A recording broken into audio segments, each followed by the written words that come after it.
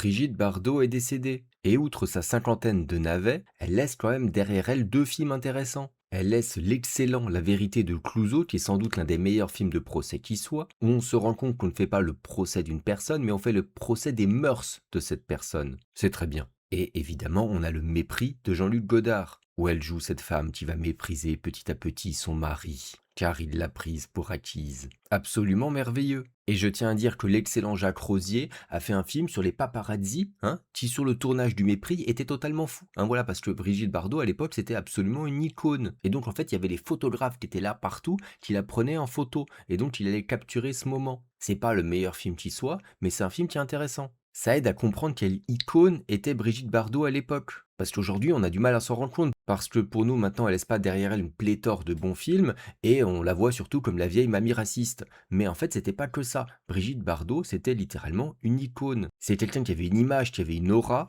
comme à peu près personne d'autre n'a eu dans l'histoire du cinéma ou de l'humanité. D'ailleurs, on notera, et je trouve ça extrêmement courageux, de décider de dire, ok, moi je vais pas faire de chirurgie esthétique, moi je vais juste me retirer des écrans pour laisser l'image de moi que j'avais lorsque j'étais jeune. C'est pas tout le monde qui fait ça. Surtout qu'elle l'a respecté. Elle n'est pas revenue au cinéma 2 3 ans après. Donc entre son décès et la mort de Claudia Cardinal plus tôt cette année, on a vraiment perdu les deux plus belles femmes au monde.